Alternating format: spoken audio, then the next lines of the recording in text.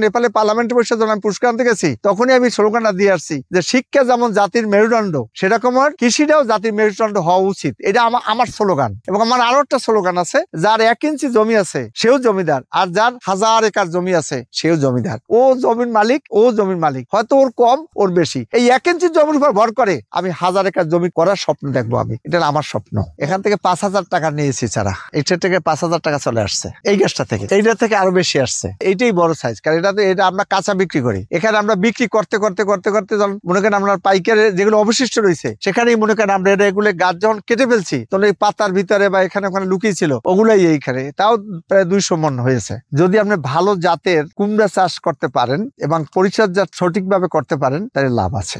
সবচেয়ে বড় কুমড়া আমি যেটা রোপণ করি ওটা 4 কেজি 5 কেজি হইতে পারে, এই আনুমানিক মেপে আমরা করিনি। তবে আপনার ওই যত কুমড়া বড় হবে তত গাছে কোয়ান্টিটি কম হবে, আর কোয়ান্টিটি কম হইলে আপনি লাভ করতে পারবেন না। আপনার চিন্তা করতে হবে বাজারে কি খায়, বাজারে কি চায়। ধরুন আমার এটা কুমড়া 2 কেজি, একটা বাজারে গেলে আপনার 2 কেজি যে কোনো একটা মানে ক্রেতা কিনতেই পারে। এখন যদি আপনি বলেন যে 5 কেজি একটা কুমড়া নিয়ে সেই কুমড়া দিয়ে কি করবে? এই জন্য ছোট কুমড়া যত হয় তত বাজারে চাহিদা বেশি। হোটেলে আপনার নিতেই পারে 5 কেজি 7 কেজি, কারণ এখানে প্রচুর মানুষকে খাওয়ায়। কিন্তু একটা ফ্যামিলিতে কত থাকে? 5 জন 6 জন লোক থাকে। তখন আপনি যদি একটা মনে করেন 10 কেজি একটা কুমড়া নেন, শুধু কুমারী কি খাবে? তা না, সেজন্য তার 1 কেজি 1.5 কেজি একটা কুমারী সাফিসিয়েন্ট, এটাই ভালো। না, জাতের একটা ব্যাপার আছে, আর কিছু র মেটেরিয়ালস আছে যেগুলো দিলে পেঁপেটা মিষ্টি হয়। যেমন একটা মাটিতে ফসল তৈরি করার সময় বিভিন্ন সার কিন্তু আছে, সেটা থেকে বিভিন্ন সারই দিতে হয়। কিন্তু আমরা যদি মনে করেন অনেক কৃষকরা জানে শুধু সাদা সার আর কালো সার, সারও যে আরো অনেক রকম আছে এবং মাটিতে এটা প্রয়োজন, এই জিনিসটুকু অজ্ঞতার কারণে অনেক কৃষকরা জানে না। যেমন আপনাকে বলি, পেঁপে গাছে যতই আপনার পেঁপে 5-7 হোক না কেন,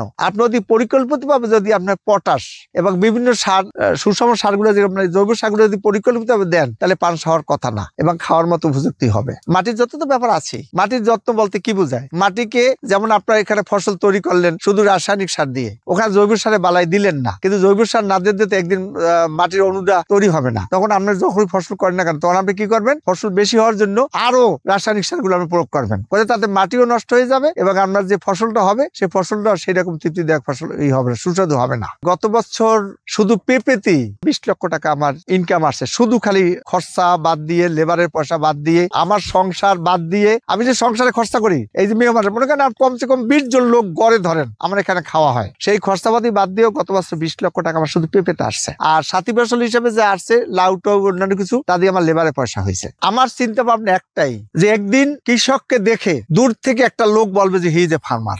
এই মানুষত্বগুলো আমি তৈরি করতে চাই মানুষের ভিতরে। শুনে খুশি হবেন, আমি মনে হয় দ্বার প্রান্তে আসতেছি অলরেডি। আমি খুবই খুশি। আমার এলাকা পাঠশালায় তেমন কেউ সাড়া দেয়নি, এটাই সবচেয়ে কষ্টের ব্যাপার, কিন্তু এখন দিচ্ছে, এখন আসছে। এবং আমার এই 1 বছর আগেও আমাকে নিয়ে পরিহাস করছে, এখনো করে না তা না। আমার সামনে আমার অগোচরে এমনও লোক মানে আমার সামনে বলছে যে পুরান পাগলে ভাত পায় না, নতুন পাগলে আমদামি। কারণ আমার সবচেয়ে বেশি লুপেনেছে নর্থ বেঙ্গল, ভোলা, কুমিল্লা, চাঁদপুর, তারপরে যশোর, সব জায়গায়। কিন্তু শুধু আমার এরিয়াটার ভিতরে এখন পর্যন্ত আমি সেরকম সাবধান করতে পারি না, এটা আমার কষ্ট। না, কোনো বয়সের করি নাই, তবে ইয়াং লোকগুলা ওদেরকে যেদিকে ডাইভার্ট করবেন সেদিকে তারা যাবে। ইয়াং লোকগুলো আমার খুব পছন্দের। আর আমরা যারা পৌর বা যারা বয়স্ক বেলা শেষে যারা এসে পৌঁছেছি, আমাদের একটা উদ্দেশ্য থাকে, আমরা শেষ বয়সে এসে আমরা চোখ বুঝে হিসাব করি আমি কি করলাম বা কি করিনি। কিন্তু আপনি এই বয়সে এসে আপনি আসেন আমার কাছে, আমি আপনাদের এটুকু বলতে পারি, আমি এমন একটা মন্ত্র শিখাবো কৃষি নিয়ে, আপনি ওই সাধনার ভিতরে ঢুকে যাবেন, আপনি দেখবেন অন্য কিছু আর ভালো লাগবে না। কৃষির প্রতি আপনি এমন কিছু খুঁজে পাবেন, আপনার জীবনটা বলতে হবে যে আমার জীবনটা এখন সার্থক।